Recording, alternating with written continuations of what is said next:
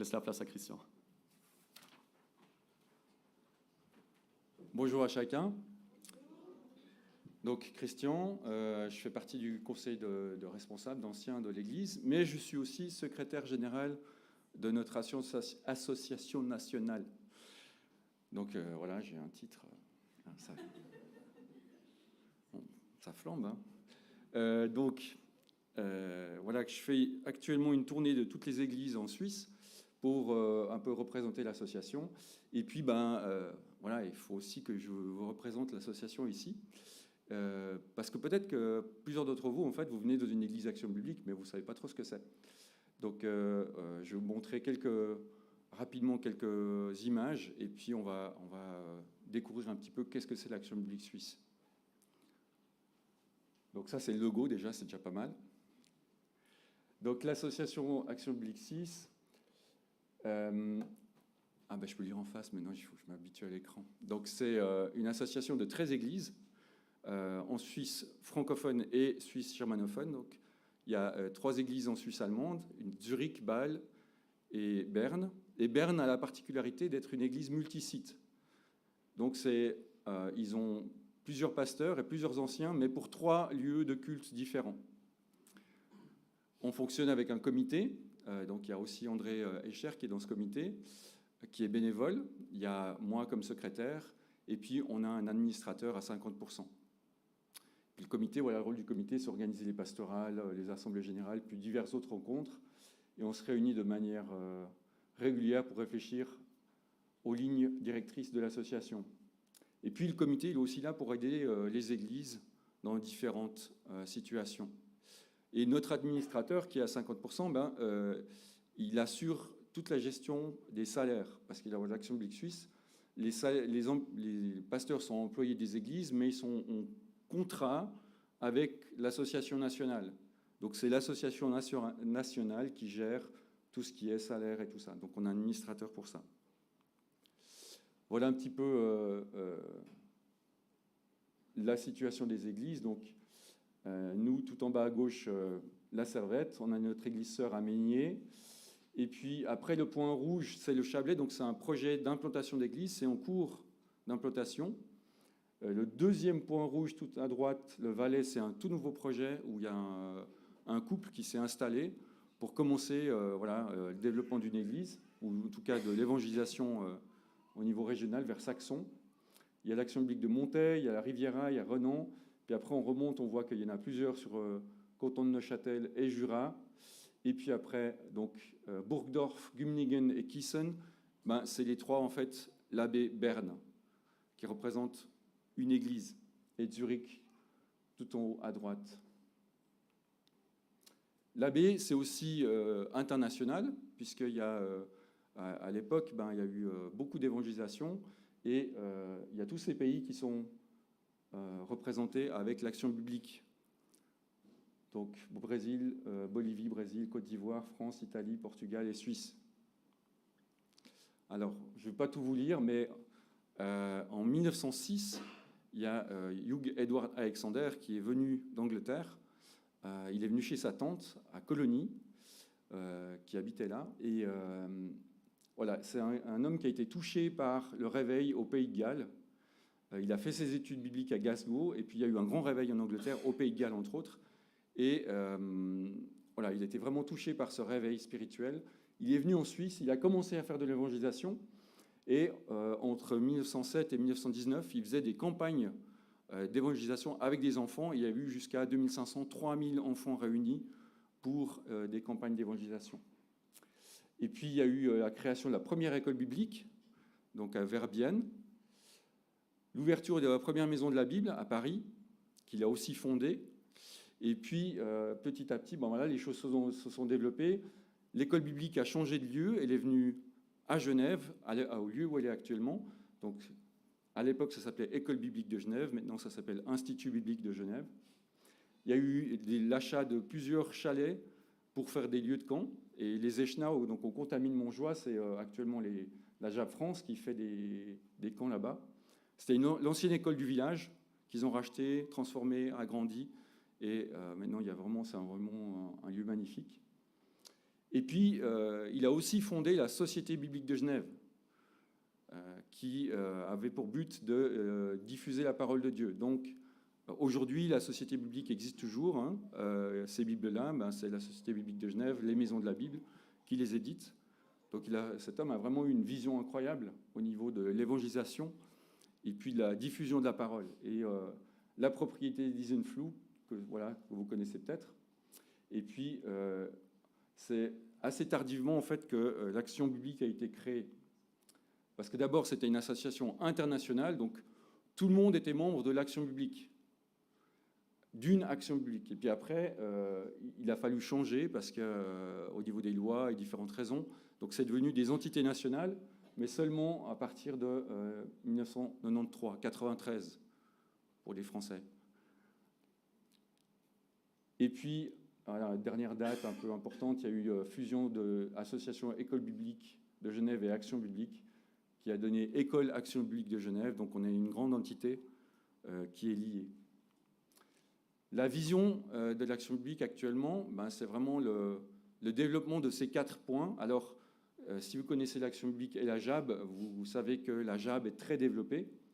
Il y a une quinzaine de camps qui sont proposés cette année. Ça fonctionne super bien. Mais voilà, il y a quelques autres parents pauvres, on va dire. C'est peut-être les églises. Alors nous, on a une grande église qui fonctionne.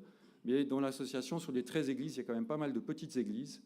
Et on a à cœur, au niveau national, de redynamiser tout cela. La mission extérieure, l'envoi de missionnaires.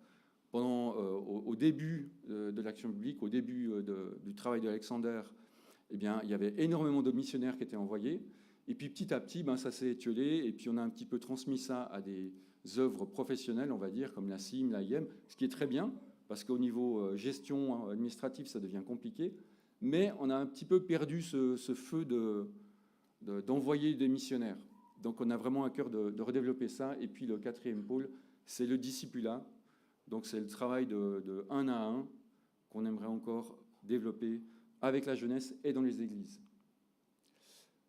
Les différentes branches de l'Action biblique, c'est la jeunesse Action biblique. Il y a le Berghaus Isenflue, donc l'association Isenflue, un lieu de camp et aussi un chalet qui fait des séjours d'été. Le site internet Bible ouverte, on a la représentante qui est ici. Où es-tu ? Tu peux te lever. Voilà, Francisca qui gère le site internet Bible ouverte. C'est un site internet où on peut trouver des réponses au niveau de la Bible. Donc elle a une équipe avec elle qui l'aide. Et les gens qui font des recherches sur la Bible, ils peuvent tomber sur ce site. Et il y a pas mal de connexions qui se font. Et Francisca, derrière, avec une équipe, ils essayent de donner des réponses à toutes ces personnes en recherche. Il y a les chalets de vacances de Pradella, ça c'est dans les Grisons, c'est plutôt nos frères de Suisse allemande qui l'utilisent. Mais il y a des camps qui s'organisent aussi là-bas. Et puis, École Action biblique de Genève, c'est l'entité qui gère tout ce qui est du patrimoine de l'Action biblique. Et enfin, les œuvres partenaires, Institut biblique de Genève, que vous connaissez, la Société biblique, le journal Ta Jeunesse, j'ai vu qu'il y en a sur le comptoir, là, la nouvelle série qui est arrivée. Donc c'est un journal qui s'adresse aux ados, jeunes adultes. Et puis le CIFOG, c'est un cycle de formation donc, pour les futurs moniteurs de camp. Il y a des formations bibliques qui sont organisées et puis aussi des formations jeunesse et sport pour être moniteur en Suisse. On est partenaire de One, donc je ne sais pas si vous connaissez cet événement. C'est une fois par année. Alors c'était jusqu'à présent à Fribourg, cette année ça sera à Bulle. Mais voilà, on fait partie des œuvres partenaires de One. Donc c'est une journée qui réunit entre 1800 et 2000 personnes, avec pas mal d'orateurs, différentes choses qui se passent. C'est vraiment une super journée chaque fois. Et puis alors, Réseau évangélique suisse, on n'est pas partenaire en tant qu'entité nationale, parce qu'il y a plusieurs églises qui ne souhaitent pas l'être. Donc on a un vrai partenariat, parce que moi je participe aux différentes réunions du réseau, mais c'est chaque église qui est individuellement membre du réseau. Voilà un petit peu pour l'Action biblique suisse. Si vous avez plus de questions, si vous voulez plus de détails, n'hésitez pas, venez me voir.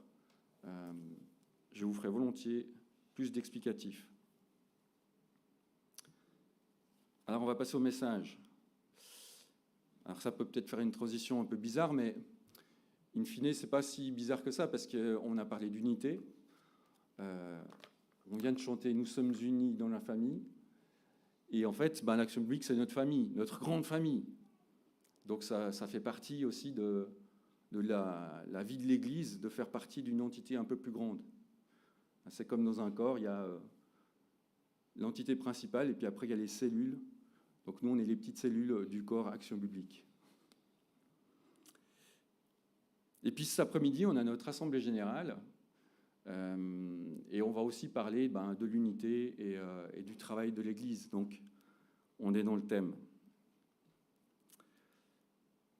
Ce matin, j'aimerais vous parler justement de cette idée d'unité qu'on trouve dans la Bible, l'unité dans la diversité. L'unité dans la diversité. Il y a une quinzaine de jours, avec Nathalie, on a été voir un concert de musique classique.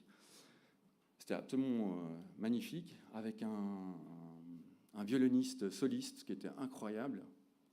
Et c'était assez intéressant parce que, en fait, c'est la première fois que je voyais un orchestre avec un soliste, vraiment. J'ai vu plusieurs fois des concerts, mais sans soliste. Et là, il y avait vraiment cet ensemble de musiciens, et ce musicien là au milieu qui était incroyable. Et puis, à la fin de l'œuvre qu'ils ont jouée, donc un concerto de Tchaïkovski, il a fait un solo. Il y a eu un rappel, il a fait un solo. Incroyable solo. De 5-6 minutes en tout cas, je ne sais plus. Il a joué du Paganini, une pièce super difficile. Donc techniquement, c'était waouh. Et puis au bout d'un moment, je me suis dit, c'est waouh, mais il manque quelque chose. C'est bizarre de se dire ça alors qu'on voit un gars qui est hyper doué en train de jouer un morceau incroyable. Puis en fait, je me suis dit, il manque le reste. Parce que autant le morceau d'avant, avec l'ensemble de l'orchestre, avec ce violoniste qui était supporté par l'ensemble de l'orchestre, ça donnait quelque chose de magistral. Et puis, ce violoniste tout seul, tout d'un coup, ça faisait un peu bizarre sans l'orchestre. Et je me suis dit, l'Église, c'est un petit peu pareil. On peut avoir un super prédicateur, on peut avoir un super évangéliste, on peut avoir des gens hors normes dans l'Église, mais s'il n'y a pas l'ensemble qui porte, alors ça fait un peu plouf, quoi. Ouais, il y a un super prédicateur qui fait des super messages, c'est pas moi, hein. Rassurez-vous. Mais voilà, ça fait un peu plouf. Et je me suis dit, oui, l'unité de l'Église, c'est super important, parce que si ça ne sonne pas bien tout ensemble, on peut avoir le meilleur des évangélistes, on peut avoir le meilleur des prédicateurs, si tout n'est pas en harmonie, ça va sonner faux. Et c'est ce dont je vais vous parler ce matin, dans l'Épître aux Éphésiens, au chapitre 4. On va lire les 16 premiers versets du chapitre. Éphésiens 4, les versets 1 à 16.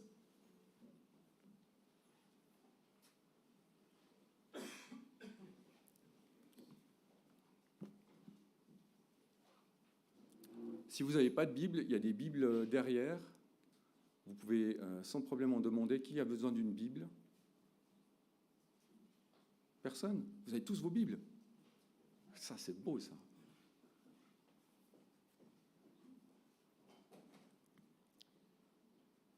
Éphésiens, chapitre 4, à partir du verset 1.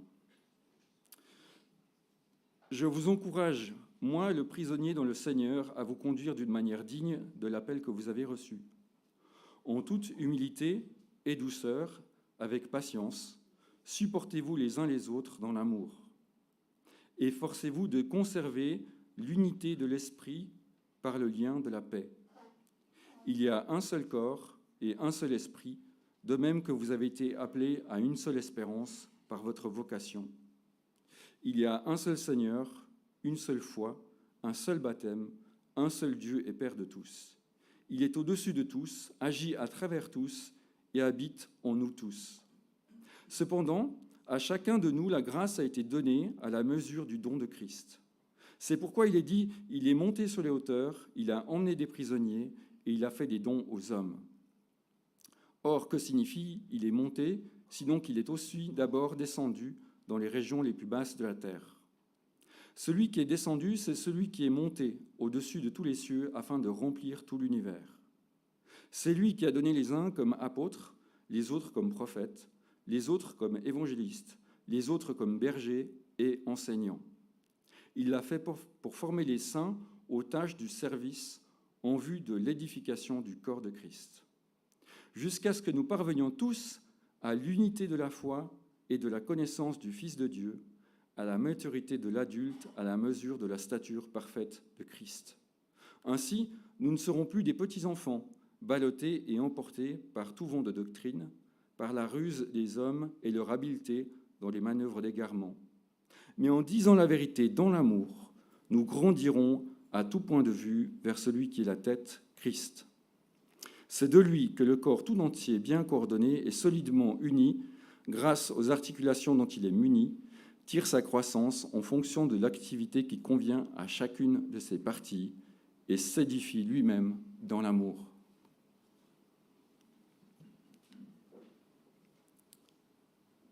Soyez dignes de votre vocation. Le verset 1, c'est un peu la transition en fait, entre la première partie de l'épître et la deuxième partie de l'épître. Les 3 premiers chapitres, Paul va enseigner le salut, et le salut pour tous, juifs et non-juifs. Et puis là, on passe plus dans une partie vie pratique, vie d'église, comment on doit se comporter. Et la traduction de la seconde 21, il dit « je vous encourage », mais plusieurs autres traductions, il écrit « je vous exhorte ». Je vous exhorte à offrir, comme il le dit dans Romains 12, hein, je vous exhorte à offrir vos corps en sacrifice, mais là, je vous exhorte à vous conduire d'une manière digne. La version Tob traduit « Permettez-moi donc de vous adresser d'instantes recommandations ». Donc c'est plus que juste demander à faire quelque chose. Est-ce que, s'il vous plaît, vous pourriez... Non, c'est vraiment « Soyez dignes de votre vocation ». Comme on vit aussi, nous, aujourd'hui, dans une église multiculturelle, à l'époque des Éphésiens, il y avait des Juifs, il y avait des Grecs, des Romains, voilà, il y avait pas mal de mix de population. Ce n'était pas si simple que ça à vivre tous ensemble. Pour nous, aujourd'hui, on a une bonne, je pense, plus de 20 nationalités dans l'Église actuellement. Comment on fait pour vivre ensemble? Paul nous donne un parcours de vie assez incroyable. L'humilité, la douceur, la patience, se supporter les uns les autres, et tout cela dans l'amour. Voilà le programme. Programme d'une vie entière, en fait. Quand je lis ça, moi je dis « Waouh, mais il me faut une vie entière pour appliquer tout ça. » Être humble, être doux, être patient, arriver à se supporter les uns les autres. Et tout ça avec amour. Waouh! Quel défi! Et c'était d'autant plus défiant pour les lecteurs de l'époque, pour les Éphésiens, que toutes ces qualités-là, dans le monde gréco-romain, elles étaient bannies. C'était vraiment... être humble, c'était la pire des choses. Être humble, c'était nul. C'était quelque chose de... Il n'y avait que les esclaves qui devaient être humbles. Donc demander aux Éphésiens d'être humbles, d'être patients, d'être doux, c'était vraiment quelque chose de hors norme au niveau culturel. Mais je me dis que pour nous, aujourd'hui, des fois, c'est aussi un petit peu difficile. Enfin, pour moi, en tout cas. L'humilité, je ne sais pas si j'en ai ou pas, mais la douceur et la patience, je sais que souvent, j'en manque. Supporter mes frères et sœurs, je sais que souvent, c'est difficile. C'est un défi. Donc, c'est un vrai challenge que nous lance Paul. On peut se demander aussi pourquoi l'amour vient en dernier dans ses qualités. C'est vrai, aujourd'hui on parle beaucoup d'amour, il faut s'aimer les uns les autres. C'est chouette, quoi. L'amour c'est bien. Mais je me suis dit en même temps, comment aimer sans humilité? Comment aimer sans patience? Quelqu'un qui est impatient et qui n'est pas humble, il ne va pas arriver à aimer les autres. Ça va être compliqué. Donc c'est toutes des qualités qu'il faut travailler en même temps. C'est presque l'humilité, un prérequis à pouvoir faire le reste, en fait. Parce que si on n'est pas humble, être patient avec les autres, arriver à être gentil avec les autres, ça va être compliqué. L'amour, c'est ce qui englobe le tout. C'est l'ensemble, c'est le package, en fait. Mais il faut vraiment que tout ce qui est à l'intérieur fonctionne, sinon ça ne marche pas. C'est le lion. Comme Paul le dit aux Colossiens aussi, en Colossiens 3,14, il dit « Mais par-dessus tout, revêtez-vous de l'amour qui est le lien de la perfection. » Le lien de la perfection. Et puis Paul nous demande aussi d'être unis par l'esprit dans la paix. Efforcez-vous de conserver l'unité de l'esprit par le lien de la paix. Dans le verset 2, on est dans quelque chose de presque individuel. C'est chacun qui doit travailler sur soi, sur ses différents points. Et puis là, c'est quelque chose qui s'ouvre un petit peu plus. Ça s'adresse à tout le monde. Nous sommes tous invités par le lien de l'esprit à être unis dans la paix. Être dans la paix, c'est un défi aussi pour l'Église. Et ce qui est intéressant dans cette qualité-là, pour moi, c'est que si on entre dans une Église qui n'est pas en paix, ça se ressent. Si vous entrez dans une Église où il y a des tensions, vous visitez une fois une Église et il y a des tensions dans cette Église, pour moi, je pense qu'on peut le ressentir. Et quelque part, le fait d'être dans la paix tous ensemble, d'avoir de l'amour tous ensemble, eh bien, c'est quelque chose de visible. Donc, ce n'est pas seulement pour nous en tant que personnes et pour nous en tant qu'Église, mais c'est aussi notre carte de visite. Et garder le lien de la paix, ce n'est pas quelque chose de simple. Quand j'étais pasteur stagiaire en Alsace, j'ai travaillé avec une église qui était une église où il y avait pas mal de personnes âgées. Il restait une vingtaine de personnes âgées. La moyenne d'âge, c'était dans les 75 ans, 75 ans. Et cette petite église, elle vivotait. Donc, avec l'église où je travaillais moi, on a aidé cette église à redémarrer. Et il y a une des personnes âgées dans cette église qui m'a raconté cette histoire assez incroyable. Ils ont failli avoir une division dans l'église parce que quelqu'un avait déplacé les plantes vertes sur l'estrade.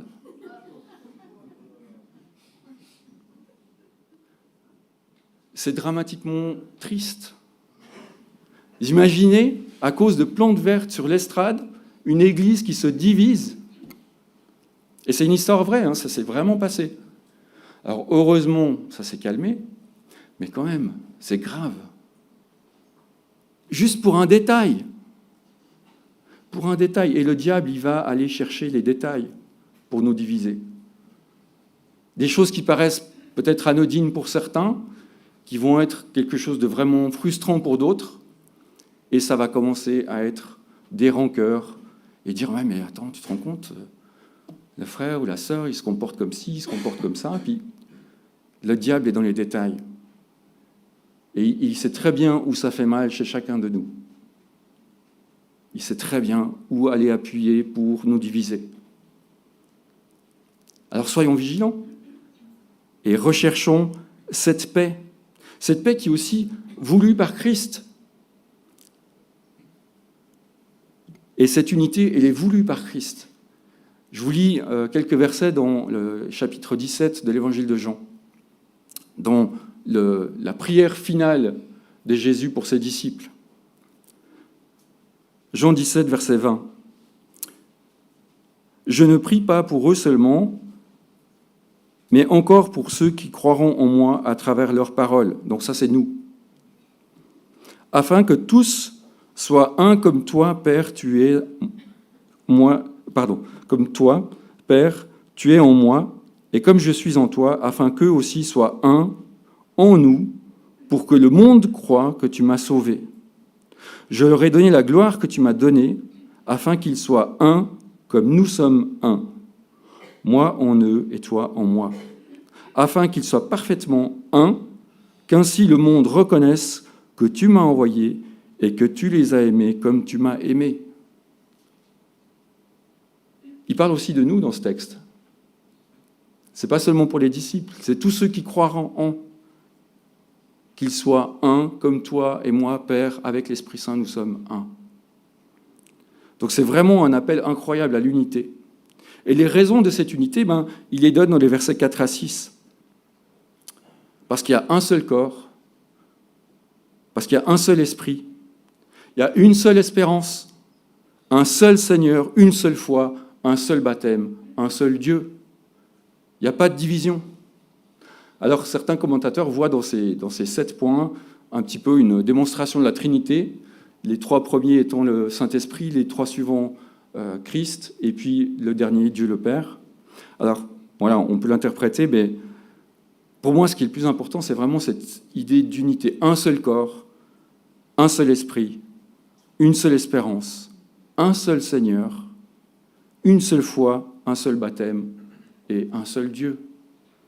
Parce que Dieu est uni, nous sommes appelés à l'unité, à cause de toutes ces choses-là. Et ça, c'est assez extraordinaire.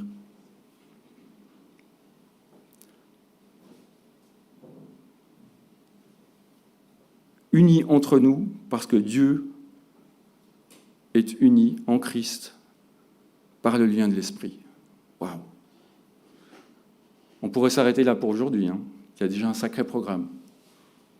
Mais Paul continue, et on a l'impression qu'au verset 7, il change complètement de sujet.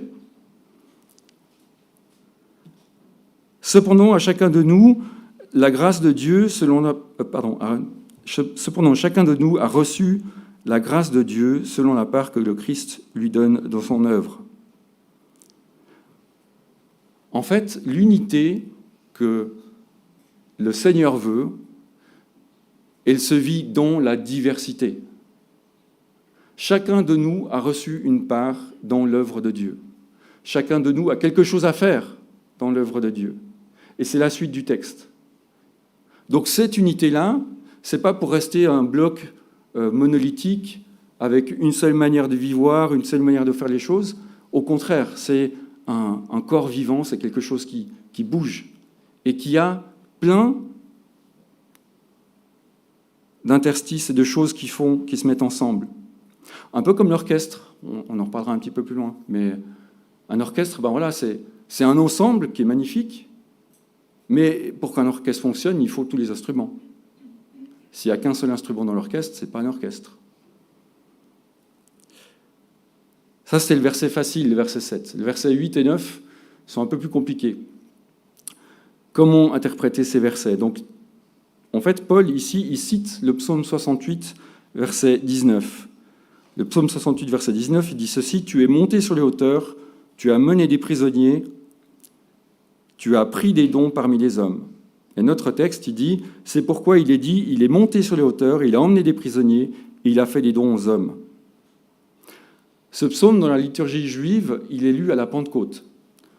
Et la Pentecôte, c'est le don de la loi.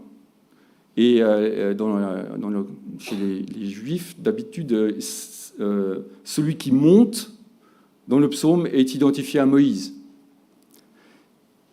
Mais Paul nous fait une autre analogie. Il parle de quelqu'un d'autre.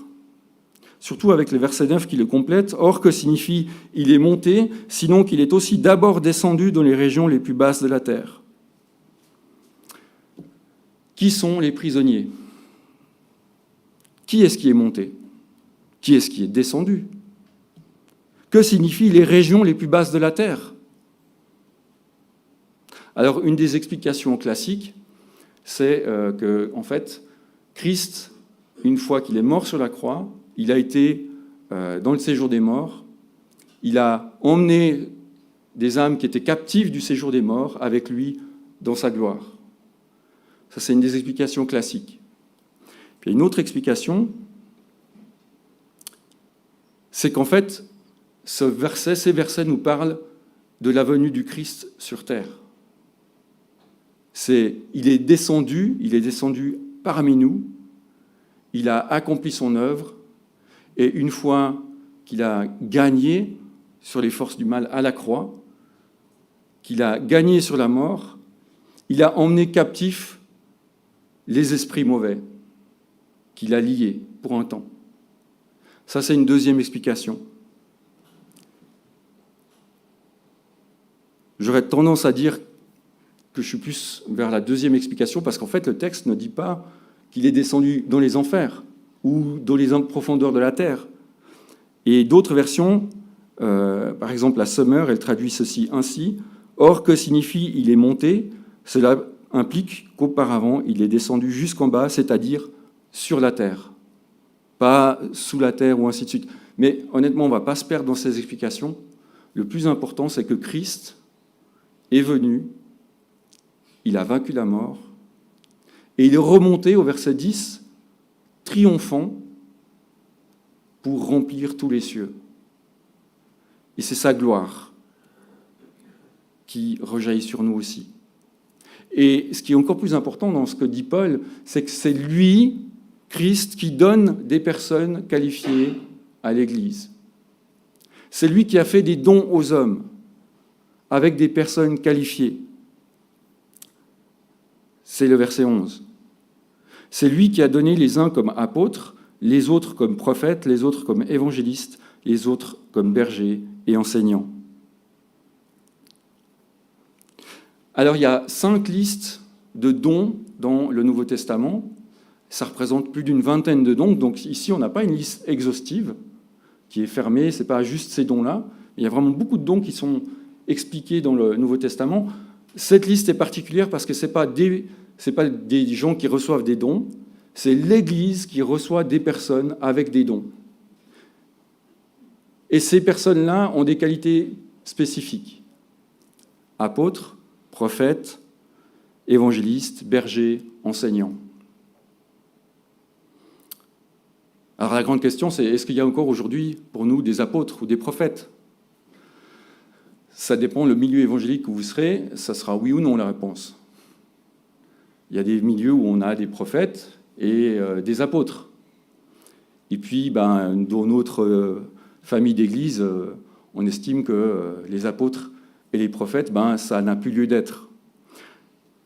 Alors, c'est une question de mots. Hein. Le mot apôtre, effectivement, pour nous, on le comprend dans le sens quelqu'un qui a connu Christ, qui a vécu avec Christ, qui a vécu le ministère de Christ et qui a ensuite retranscrit sa parole. La seule exception, c'est l'apôtre Paul. Il n'a pas connu Christ directement, mais il a vécu quelque chose de particulier avec Christ. Mais ça veut aussi dire, apôtre, envoyé en mission. Si dans le dictionnaire, c'est traduit par chargé de mission. Donc c'est aussi quelqu'un qui est, quelque part, qui pourrait être considéré comme un missionnaire ou avec une responsabilité particulière. Et aujourd'hui, il y a des églises les églises apostoliques, leurs anciens, c'est des apôtres. C'est un choix.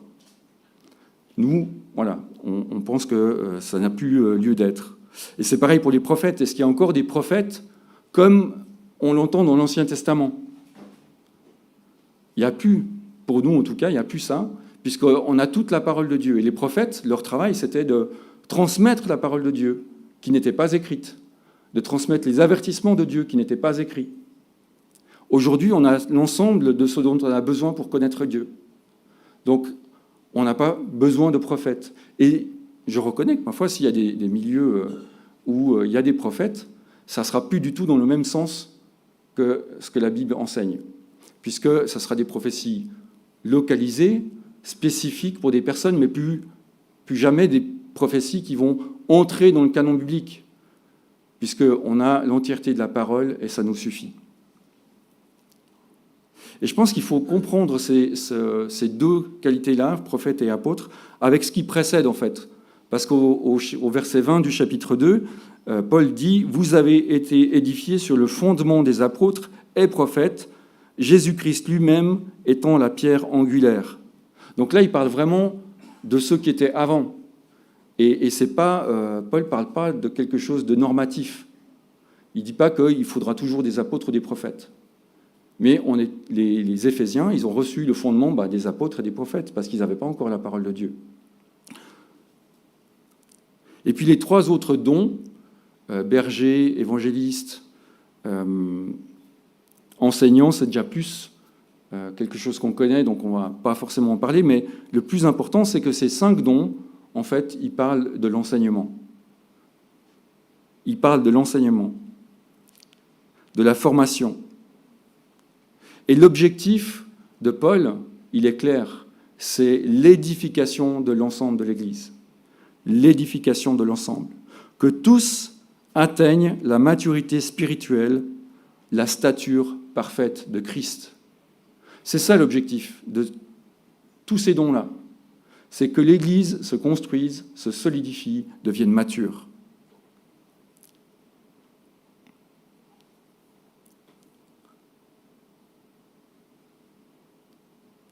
Donc dans les derniers versets, 12 à 16, il nous parle de cela.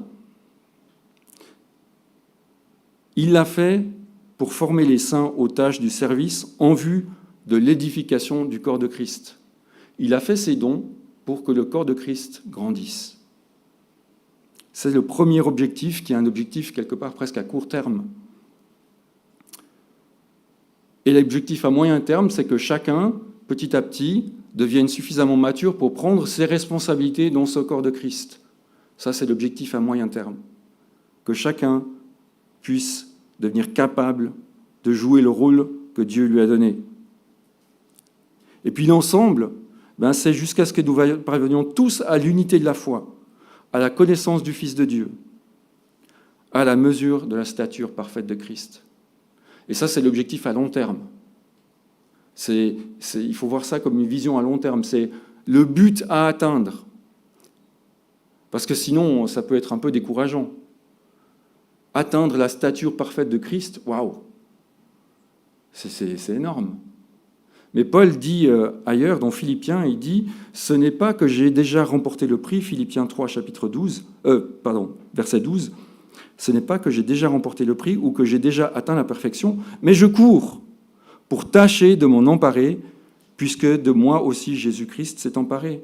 Frères et sœurs, je n'estime pas m'en être moi-même déjà emparé, mais je fais une chose, oubliant ce qui est derrière moi et me portant vers ce qui est devant, je cours vers le but pour remporter le prix de l'appel céleste de Dieu en Jésus-Christ. » En fait, c'est atteindre la maturité en Christ, c'est ça. C'est un objectif à long terme, c'est l'objectif d'une vie en fait. Pour chacun de nous, mais aussi pour l'Église. Que l'Église, dans son ensemble, petit à petit, grandisse en maturité, en solidité. Et tout cela encore dans un objectif. C'est que nous ne soyons pas ballottés à tout vent de doctrine, au verset 14. Nous ne serons plus de petits enfants, ballottés, emportés par toutes sortes de doctrines, par la ruse des hommes et leur habileté dans les manœuvres, d'égarement. L'objectif, c'est qu'on ait suffisamment de maturité spirituelle les uns les autres et en Église pour qu'on ne se laisse pas entraîner par différents courants de pensée. Entre le 1er et le 2e siècle, il y a déjà eu plus d'une 60aine de sectes issues du christianisme qui ont été créées. Il y a eu, dès le départ, des églises, dès le départ, des déviances. Et depuis toujours, il y a des déviances. Et souvent, c'est parti de l'Église. Entre autres, à cette époque-là, des mélanges avec la pensée grecque, ce qu'on appelle le sophisme, terme technique que j'ai appris il n'y a pas longtemps. C'était un peu le mélange de la pensée grecque, Aristote, Platon, avec la pensée chrétienne. Et on essayait de faire un mix avec tout ça. Et ça donne des déviances, des dérives. Aujourd'hui, on a d'autres combats. Je ne vais pas en citer, mais on peut facilement dévier avec certains mouvements, avec le féminisme à fond, avec tel ou tel mouvement. On se dit, ok, mais en fait, pourquoi pas, en fait? Est-ce que Dieu est si restrictif par rapport au mouvement LGBT, et ainsi de suite? Est-ce que vraiment Dieu est si restrictif? Puisque Dieu aime tout le monde. Dieu est amour, donc il doit aimer tout le monde. Donc quelque part, c'est injuste. Et petit à petit, on commence à engendrer des réflexions comme ça. Et puis, on part dans certaines dérives. Donc l'objectif de Paul, ici, c'est vraiment de nous dire, attention, Soyez matures et grandissez en Église. Persévérez pour rester stable et solide.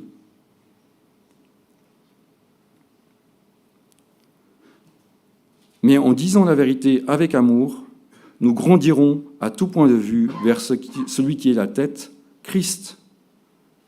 C'est de lui que le corps tout entier, bien coordonné et solidement uni, grâce aux articulations dont il est muni, tirera sa croissance en fonction de l'activité qui convient à chacun. Dire la vérité avec amour. On a vu ça il y a quelque temps, j'avais fait un message sur la notion de la vérité. Qu'est-ce que la vérité ?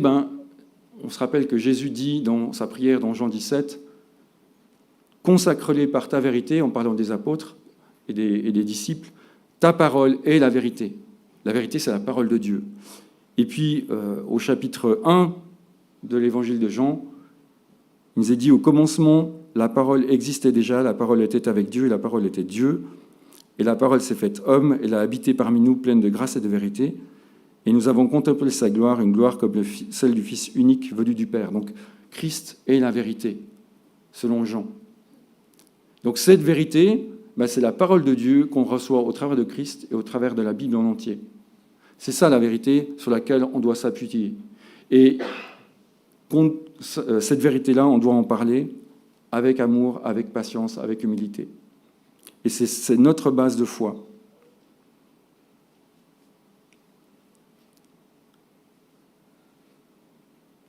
Et c'est toute cette notion de s'édifier soi-même sur la base de ce que Christ nous a donné.